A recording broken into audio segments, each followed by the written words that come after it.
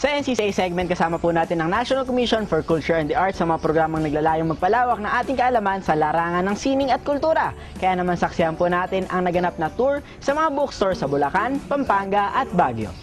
Magandang araw po sa inyong lahat.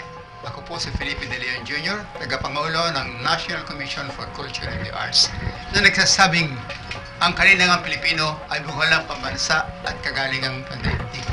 Tunghayan natin ang programa at gawain ng komisyon sa NCCA segment na ito. Sa NCCA segment ay ang naganap na Pinoy Bookstore Tour 2016 ng Pambansang Lupon sa pagpapaunlad ng aklat, Komisyon ng Wikang Filipino, at ang Pambansang Komisyon para sa Kultura at mga Sining. Kaalinsunod nito ang pagdiriwang ng Buwan ng Panitikan ng Pilipinas, ang Pinoy Bookstore Tour na ang hangarin ay pagyabungin ng kalinangin sa pagbabasa ng aklat na hango sa panitikang Pilipino. Sa tagpong ito ay binisita ng Pambansang Lupon sa pagpapaunlad ng aklat kasama ang NCCA at Komisyon sa Wikang Filipino, ang Pandayan Bookshop sa lungsod ng Malolos, Bulacan, na kaisa sa pagpapalaganap ng aklatang Filipino. Isipin mo, di ba, parang saan ba yun? Saka meron kami po sa Apari, Sanchez Mira, dun po sa medyo further up north. We actually sell books quite a lot there. Pero ang napapansin ko namin, towards the couple of months after, medyo nag-die down. Kailangan mo nga po ng mas bagong titles, replenishments and newer titles. Dahil in terms of population, sila din naman po kasi yun. Dito ay nakapanayam ng aming programa ang tagapangulo sa Pambansang Lupon sa pagpapaunlad ng aklat na pinangunahan ni Flor Marie Santa Romana Cruz. This is a major activity for Buwan ng Panitikan, and it's put together by the National Book Development Board, Komisyon sa Wikang Filipino, at National Commission for Culture and the Arts. This is the first time it's been conducted. It's free of charge and we have a very good group of participants. So in every bookstore tour, it's not merely to promote the sales of the books there.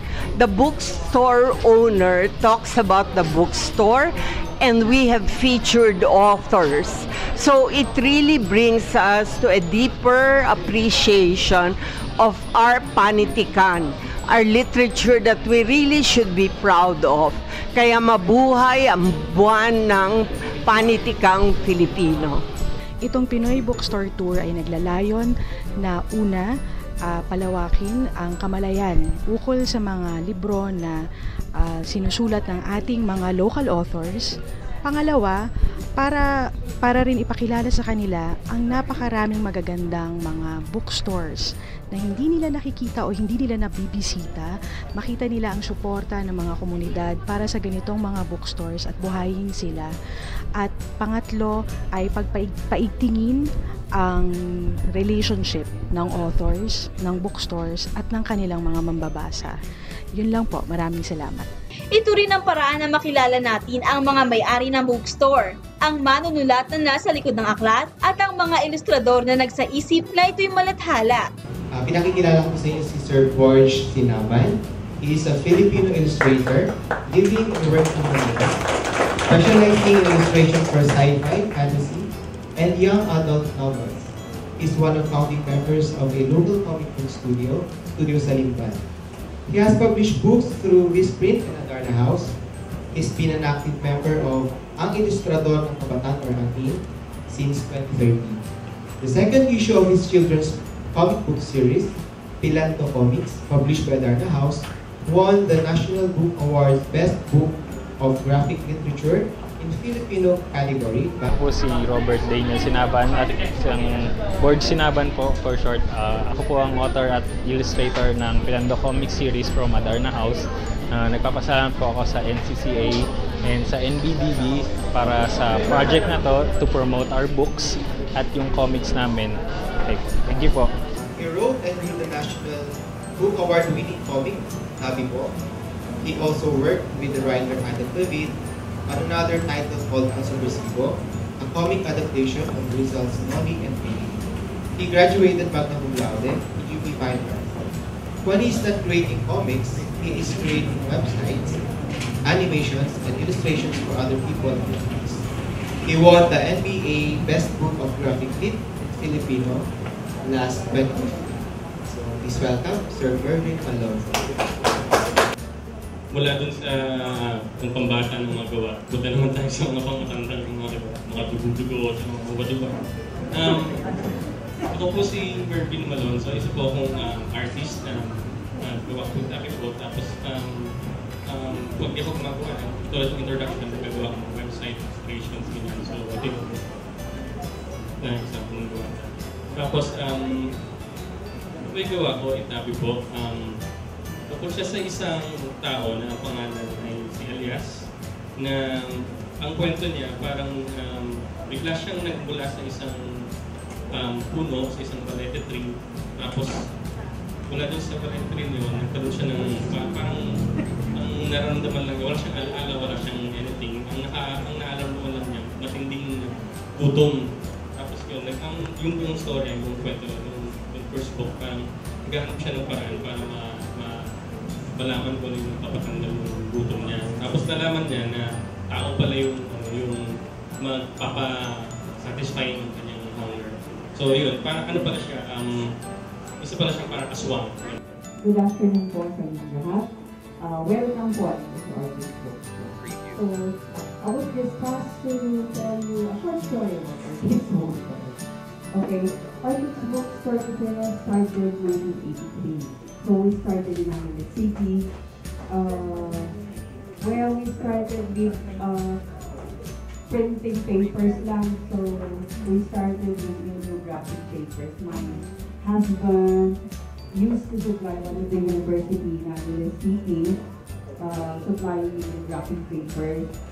And then afterwards, medyo nagtagal yung kanilang order. And then one time, his cousin, who is a part owner of Fullerton University, invited him to be partner. So, he invited me sana we can start a bookstore.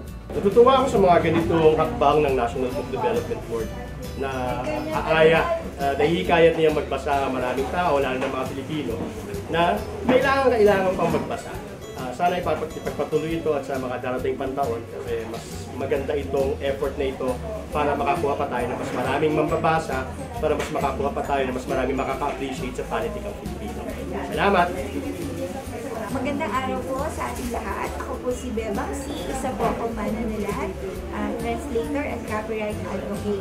Binabati ko po ang lahat ng bumubuo ng Pinoy Bookstore Tour dahil ito ay isang napakagandang proyekto dahil itinataguyod nito ang produksyon ng mga aklat sa Pilipinas, kaya din po ang pagtataguyod sa mga manlilikhang Pilipino.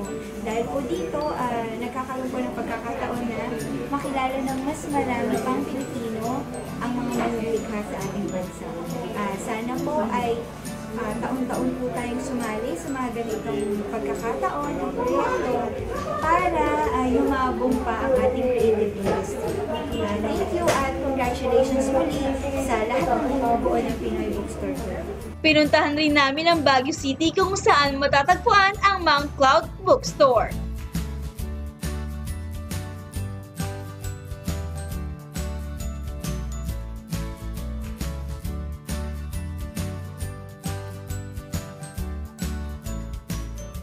Magandang umaga sa inyong lahat. Nandito kami sa huling leg ng Pinoy Bookstore Tour ng National Book Development Board. Kasama ko si Manix Abrera. Sana suportahan niyo ang mga akdang Pilipino. Ako si Edgar Samar, nagsulat ng Janus Silang series at Pag-abang sa Kundiman, Isang Tulang Buhay. Sana po ay patuloy tayong magbasa at sumuporta ng mga akdang Pilipino. Hi, ako si Manix. Ako yung gagawa ko ng mga comic strips, mga Kiko Machine, ganyan. Tapos, ang session ng bookshop tour kasi bukod sa nagsasama-sama yung mga writers, ang ganda na nakapag-interact kami sa mga readers mismo, na intimate yung nangyayari. Tapos ang ganda-ganda nun kasi gusto namin marinig yung mga katanungan nila, yan. Tapos ang sarap din na ma-explain yung mga naranasan namin. Tapos hopefully, eventually, maraming ma-inspire na magsulat, saka gumawa rin ng mga ginagawa namin. Kasi yun nga, hopefully makita nila na napakadali lang din na kahit sino pwedeng gumawa. Salamat po. Aming nakapanayama ang isa sa student delegates na si Therese Malvar na nahuhumay humaling sa pagbabasa ng aklat at sa panitikang Pilipino. I have learned na dapat we should always tangkilikin natin yung gawa ng Pilipino. Wag po natin maging dayon sa sariling bayan at parang dapat ma-inlove po tayo sa literature, not only English literature but also Filipino literature as well. I have learned that parang may maganda rin na mga libro mula sa mga Pilipino at dapat po natin na parang hindi lang po dapat yung mga foreign books lang po dapat yung bilhan natin, kundi po yung mga Pilipino rin po kasi cultural po siya and mas magaling po and mas at home yung pagbili ng books sa Pilipinas po. Yun lamang po. Ang Pinoy Bookstore Tour ay isang paraan ng National Book Development Board, Komisyon sa Wikang Pilipino at ng NCCA na mapalawig ang panitikang Filipino. Ito'y naglalayo na ibalik at mahubog ang bawat Filipino higit sa kabataan na pag-alapin muli ang panitikang Filipino na matagal na nawaglit ng panahon.